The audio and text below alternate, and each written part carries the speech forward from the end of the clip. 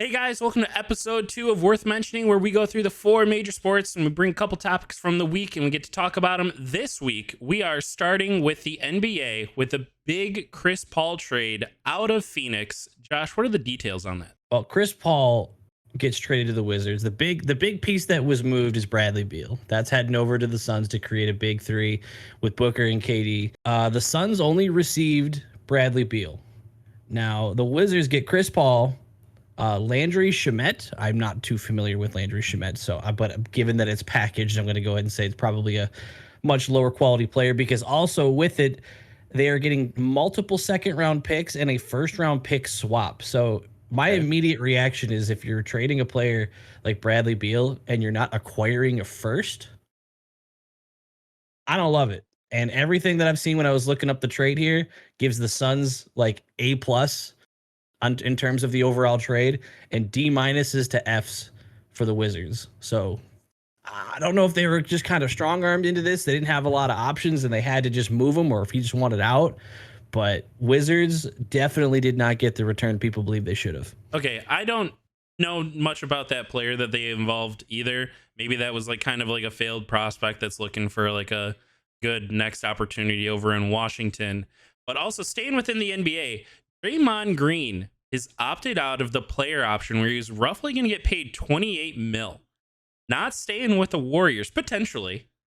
What else could It could be mean? leverage. It Yeah. could be leverage. It could be a player of his caliber. You know, I guess I shouldn't say of his caliber. He plays a role, but him not having a super big skill role and it being more of a defensive. He either there's two ways this could go. He's either doing it to try to get more money, whether it be from the Warriors or elsewhere, just trying to get leverage, or he's a really cool guy and really wants the Warriors to succeed and ready to take a pay cut, which I'm thinking is probably the former. But I thought that's crazy. Draymond's not going to keep that money. Take the pay cut, bring LeBron in, do it. If he goes to the Lakers, that'd be wild. Oh, I was saying it the other way around, but yeah, either. We can move on to the NFL now, though, where taking the headlines over by storm and Stefan Diggs, who has been kind of like holding out of camp, showing up, posting weird things on the internet, like showing that he's upset with something, but never saying what. Well, they finally broke it down, and it's finally come out that he is unhappy with his involvement in the offense and desires more influence on play calling. I personally find this to be so wild because he has performed well. You have one of the best quarterbacks in the league in Josh Allen. It feels like more of like a shot at him of like maybe it's not necessarily play calling, but like a, the classic give me the ball. And what happens if you put a wide receiver like in the huddle and like in the minds of what are we going to do on this play? Give me the ball. I don't like it. I don't like it for the Bills. I think when you go into the season, there's already the talk of like, are they falling off? Is the window closing? And Stephon Diggs is causing all of these problems. I don't like it. And That window do feel like it'd be closing though when you've yeah, already got your number one target kind of already starting his drama train. But I am really glad you put some respect on another quarterback's name by making sure you called Allen one of the best and not the best, because news has broken out in the last couple days that Jordan Love is actually the best quarterback in the league. This was broken by Jerry Alexander, the top player in their secondary over in Green Bay, saying that Jordan Love is the best quarterback in the league. So just another just put another blip in the timeline of a player casually having no problem throwing some disrespect to a former quarterback named Aaron Rodgers. Just saying. Monte Adams last year, the comment on Derek Carr saying they're both Hall of Famers. I know that you're trying to like talk your guy up, but when you start saying things like that, you're also bringing people down. Jordan Love has the potential. I'm excited to see what he can do over there. I don't think they have the team around him to really make it happen, but man, there's toxicity, like there's toxic masculinity. You've heard of all those things. Is there toxic positivity? Is this just putting so much more weight on the shoulders of I Jordan think Love? this is called passive aggressiveness, Maybe. where it's like, I'm not going to directly insult Aaron Rodgers, but I'm going to keep saying statements like this is the best quarterback I have ever had, when you just had someone who openly has, maybe some personality issues or some personality clashes with other players like Aaron Rodgers. So Yeah, I it just doesn't feel feel bad. unintentional. I feel bad for Jordan Love. He was drafted somewhere where they didn't want him. Like fans in general did not want him. He was put in a spotlight with Aaron Rodgers the entire way. I think he's handled it super well. Now he has like all of these expectations on him. Then you have your cornerback saying he's the best quarterback in the league. It's just a lot. There's a lot on that kid's plate. That's cool. I don't feel bad at all. Screw the Packers and screw Jordan Love. Moving on to MLB. There's not a lot to talk about here in terms of straight up news because this season is way too long. Not enough interesting things happen for it to be this long. That's my opinion, and I'll stick with it.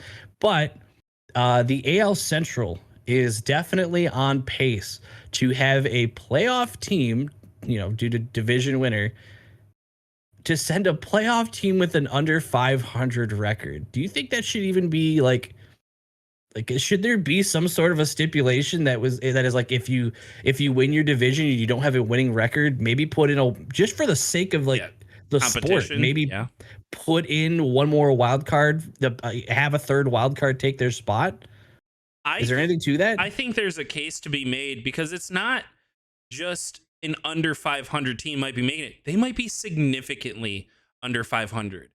Like this entire division is self-cannibalizing, and then they're losing every game outside of it. Like you have the Twins, the Tigers, and I believe the Guardians, who are all like fighting for that number one spot. I believe the Tigers are like 6 or 7 games under 500 now. The Twins are under 1, and we just beat them in a series, like a weekend series. I don't like it. It doesn't feel good for the sport whatsoever, but it does feel like it would be way too complicated in setting the rules to say like, oh, you have to have a positive record if you win your division to make it. And we even saw that in like the NFL the other year. Was it last year? I believe it was, where the Bucks made it in at 8-9. It didn't really look they were any competition in the playoffs. It sucks because it's just going to make for one bad playoff series. And then if that team continues to move on that beat the under 500 team, suddenly their championship gets discredited because you beat an under 500 team. It's an entire mess. I think for the greater good, sure. Do I think it's too complicated? Yes. Well, then with I would say my opinion on it, I know I asked the question, but I'm cool with it. And the reason why I'm cool with it just makes more teams have something to fight for. That's it. It gives more teams interesting baseball to play. The only thing it really sucks is when you're like, when you actually have a winning record, it sucks to be the team that looks and sees a team that's way worse than you get the spot. But I guess it keeps more, irrelevant teams, gives them something to watch. It's probably overall good for the sport if I had to guess. But the other thing in the MLB that I thought was interesting that I wanted to bring to the table, by far and wide, best player in all of baseball right now is Shohei Ohtani. Yeah. Fun fact, as of a few days ago, Shohei Ohtani currently leads the Angels in batting average, runs scored, home runs batted in, stolen bases, earned run average, strikeouts, and whip, which is walks, hits, innings pitched. I think it is. Yeah, walks, hits, and innings pitched.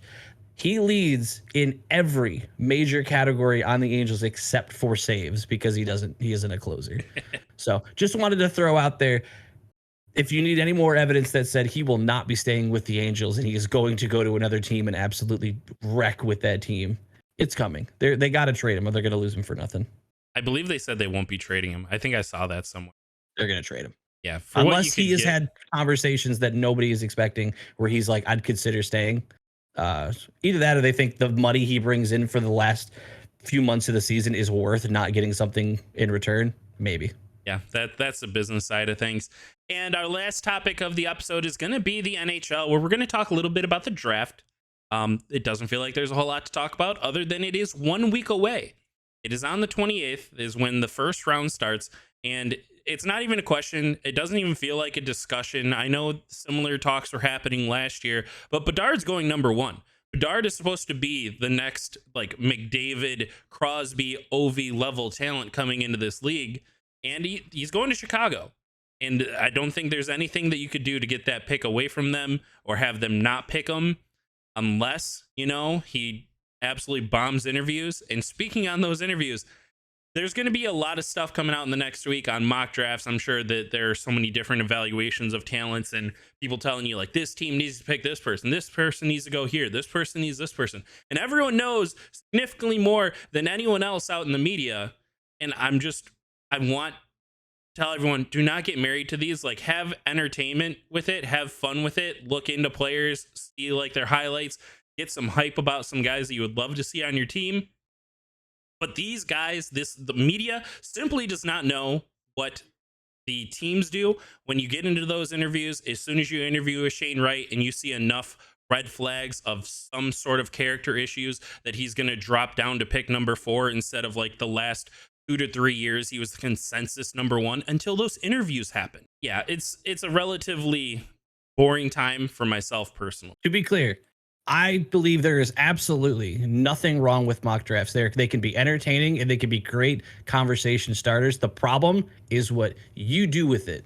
So use it as entertainment and a way to have a conversation with your buddies. And when the draft happens, once the draft has happened, mock drafts no longer matter. Do research on the players your team has acquired and try to figure out if that fits in with your team. If you are still holding a mock draft in one of your hands when you're looking at what actually happened, you're doing it wrong. That is not what mock drafts are for. Thank you for watching this week. We'll see you next week.